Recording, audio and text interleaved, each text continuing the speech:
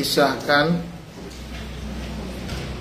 oleh seorang syekh, seorang imam.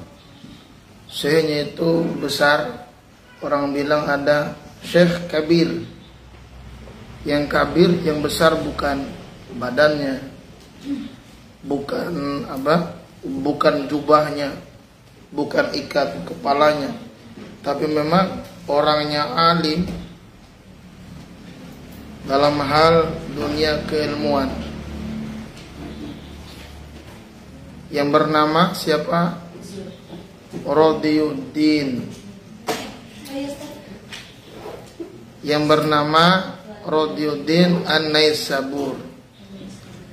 Nah, syekh yang bernama atau imam yang bernama atau ustadz yang bernama Radiyuddin ini menceritakan di dalam fi kitabi makarimil akhlaki, di dalam kitab yang bernama Makarimul Akhlak. Apa arti makarim itu? Kemuliaan, mulia. Al-akhlak, akhlak, adab, sopan santun. Kisahnya apa di dalam kitab ini? Inna dzal qarnaini lamma arada ayusafira liyas tauliya 'alal masyriqi wal maghrib. Diceritakan bahwa ada orang yang bernama Dzulqarnain. Dzulqarnain ini mau pergi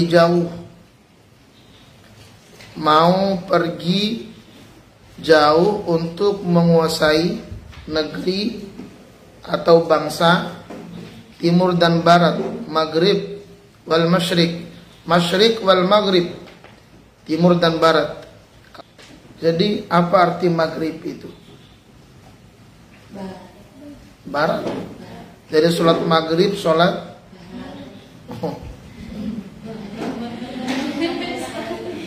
Kenapa diartikan sana itu arah barat? Kenapa disebutkan maghrib? Apa arti maghrib sebetulnya? Tenggelamnya matahari. Iya kan? Di mana tenggelamnya matahari?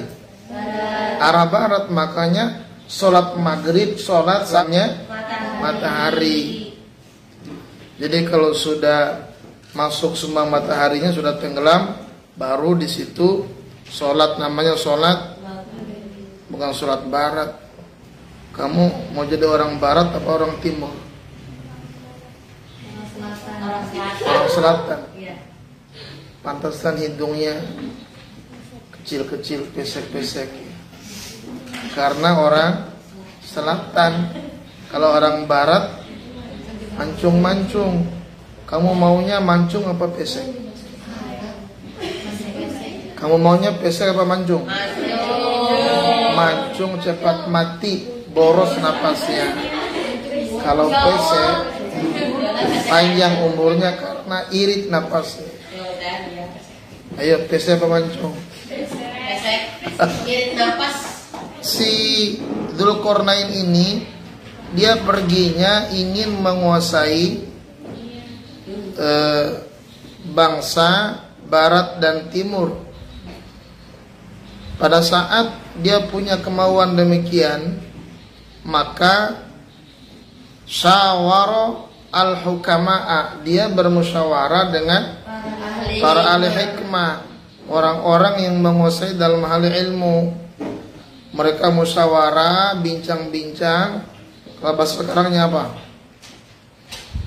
Ngomong-ngomong, bincang-bincang, apa lagi? Nongkrong-nongkrong, kongkow-kongkow. Nah, nongkrongnya, musyawarahnya ini ada yang dibicarakan hal yang sangat penting. Apa? Apa isi musyawarahnya? Kaifa usafiru li hadzal qadri minal mulki. Saya ini mau pergi jauh, itulah istilahnya. Mau pergi jauh, ingin menguasai bangsa timur dan barat, barat dan timur, dalam rangka merebut kekuasaan. Jadi dia ingin menguasai daerah tersebut, barangkali ingin jadi presiden, ingin jadi gubernur, ingin jadi menteri. Dia semata-mata perginya adalah bukan untuk mencari ilmu, bukan untuk yang sifatnya mencari ridho Allah, tapi tujuannya untuk mencari dunia semata, ingin meraih dunia semata. Jadi yang dibayangkan adalah, kalau saya sudah menguasai dunia bangsa dan barat nih, saya punya kendaraan mewah. Apa arti mewah itu? Mepet sawah, itulah istilah. Saya ingin punya gedung yang tinggi, istana yang besar, kiri kanan saya cewek yang cantik-cantik, itulah istilahnya. Pokoknya bagi dirinya, wah, itulah tujuan dia ingin menguasai dunia masyrik wal maghrib, barat dan timur atau timur dan barat. Semata-mata ingin menguasai dunia buat memuaskan dirinya saja. Begitu dia musyawarah demikian, dia minta pandangan para ahli hikmah. Langsung para ahli hikmah itu ngomong, fa inna dunya qalilatun faniyatun. Ketahuilah, hai Dzulqarnain, dunia itu sedikit kenikmatannya dan fana adanya. Itu dunia. Dunia itu adalah sedikit kenikmatannya, fana keberadaannya. Apa bahasa Quran tuh? Famal hayatud dunya illa mata'ul ghurur. Dunia itu kehidupannya penuh dengan sandiwara dan kenikmatannya sedikit. Yang ada itu hanya tipu daya, sandiwara. Mana tipu dayanya? Kamu melihat itu makanan nikmat banget. Nikmat di mana? Lidah doang. Kamu sudah kenyang? Perut kamu gimana? Aduh. Nah, penipu kan? Dunia penipu. Kamu sedang berkendaraan, Kijang umpama. Di hadapanmu ada Alphard, ada BMW, ada Fortuner, ada mobil yang sangat harganya miliaran. Begitu kamu berkendaraan, sama aja kan? Sama Kijang, bisa lari juga, bisa digas, bisa direm. Nah, apa artinya mobil besar tapi merenggut nyawa orang? Kemarin ada kan di Subang tuh, yang meninggal sampai 11 orang. Orang-orang pergi berpisah habis kelas 3 SMA itu kan mengadakan acara perpisahan. Memang betul-betul berpisah, udah gak ketemu lagi. Sampai sekarang kan dia gak balik-balik gitu kan. Udah pergi 11 orang tuh, gak balik-balik lagi udah. Iya. Coba, dunia itu demikian, adik-adik semua. Dunia itu penuh dengan sandiwara, laibun walahun. Penuh dengan sandiwara, mata'ul ghurur, kenikmatan yang menipu. Kamu mau makan sate, contoh, kayak sate nikmat banget ya, ngelihat dibakarnya ngebul asapnya, aromanya kemana-mana. Coba kalau kamu makan baru 10 tusuk aja, palamu sudah geliang-geliang. Aduh. Nah, tipuan, kenikmatan yang sangat menipu itu dunia. Nikmatnya cuma di mana? Cuma di lidah. Ujung-ujungnya jadi apa dia? Jadi kotoran. Kamu makan selama ini bikin apa? Bikin tai doang. Yang kuning-kuning campur yang hitam-hitam itu. Coba, bau nggak? Bau kan? Dunia tuh. Kamu makan nih, makan yang enak-enak, yang nikmat-nikmat, nikmatnya cuma di lidah.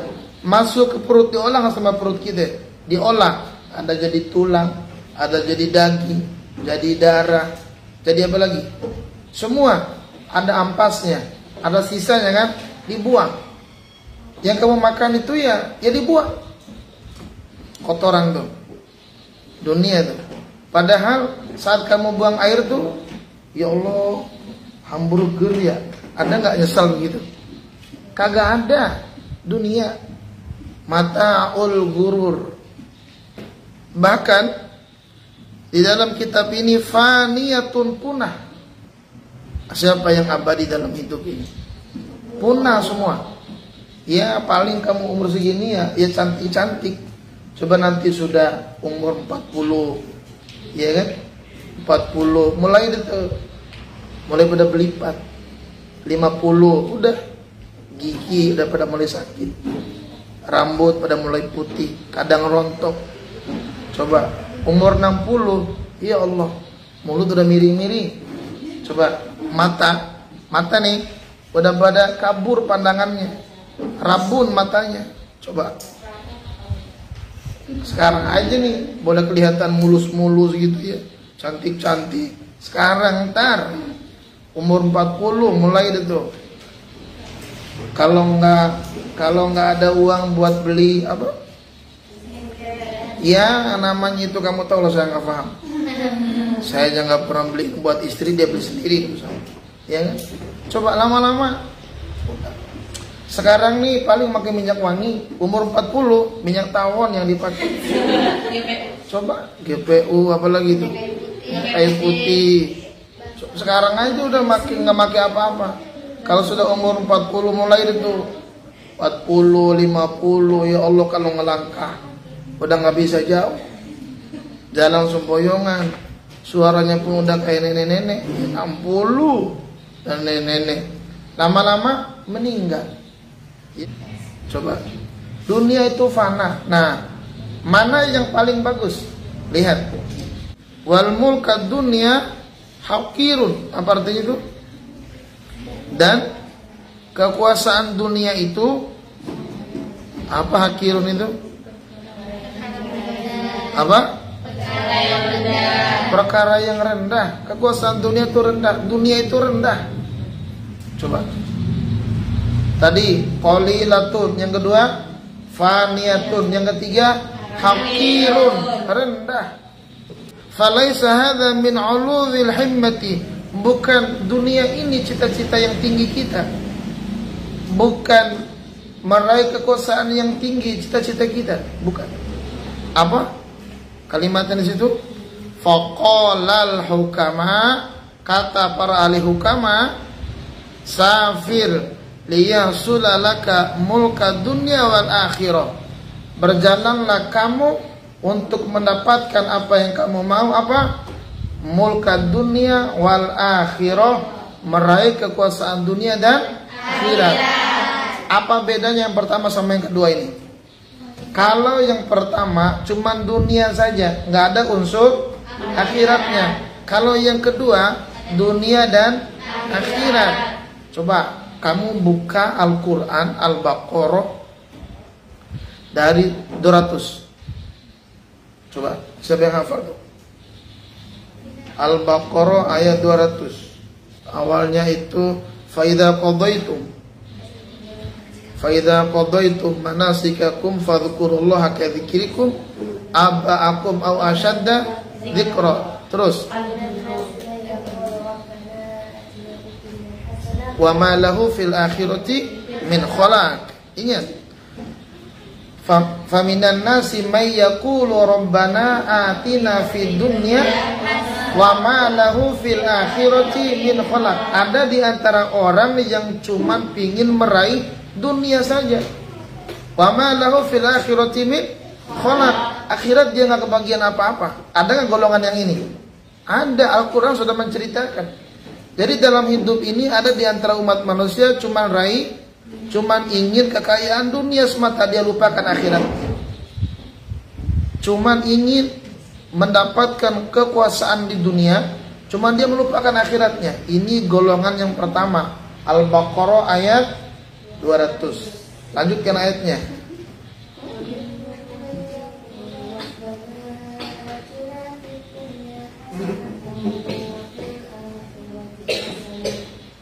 Wakina.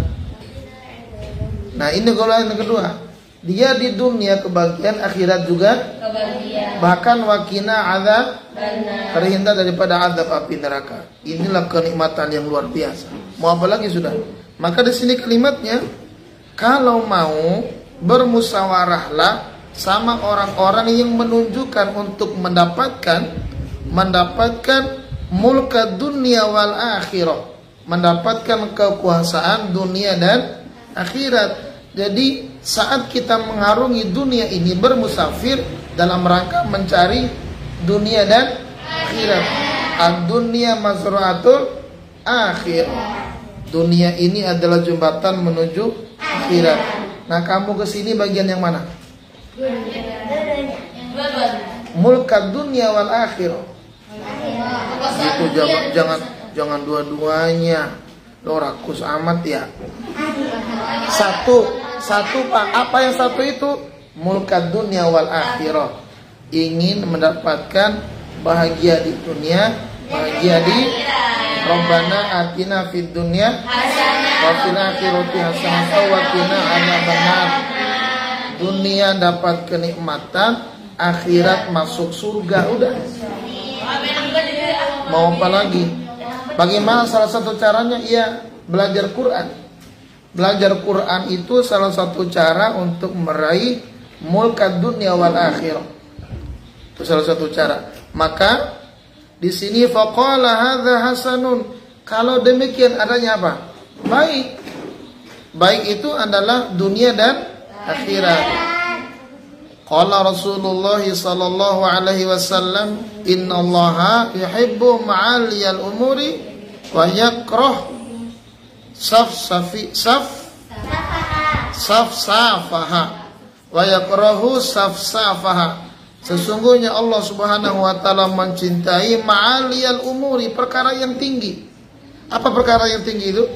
Dunia dan akhirat. Dan Allah benci mana? Perkara yang rendah. Apa perkara yang rendah? Cuman dunia semata. Fala ta'jal bi amrika wastadimhu fama shalla bi asaka kamustadimin. Janganlah kamu tergesa-gesa. Bagaimana orang tergesa-gesa itu? Terburu-buru.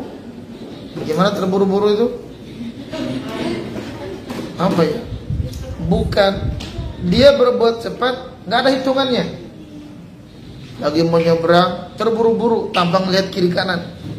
Jadi cepat boleh tapi terarah. Terburu-buru itu bukan orang yang terarah, tapi memang terburu-buru yang pada akhirnya nanti bisa mencelakakan dirinya. Makanya di sini fala ta'jal bi amrika. Jangan terburu-buru dalam urusanmu. Bagaimana santai saja? Bagaimana santainya? Mulai belajar jam 7:30, keluar jam 10 umpama. Kan santai itu kan? Jam 10 atau jam 9? Enggak ada pilihan kok disebutkan gitu loh. Jangan milih yang nggak disuruh pilih. Garuklah yang gatal. Jangan garuk yang nggak gatal, nggak ada enaknya. Terus bagaimana? Wastadimu, istiqomalah, konsistenlah dengan program yang sudah ada, dengan kurikulum yang sudah ada. Jangan terburu-buru. Istiqomah 3 tahun di pondok, jangan terburu ingin selesai, tapi nanti melupakan yang lainnya. Jadi jangan terburu-buru ingin menghafal, tetapi melupakan yang sudah hafal. Tapi istiqomah itu adalah orang yang konsisten, orang yang kuat, tahan banting, tahan uji, gitu. Kalau cuma terburu-buru, ngapa 1 minggu, habis itu ngeblank lagi, apa yang mau dibanggai? Tetapi dia konsepnya istiqomah, dia luruskan jiwanya.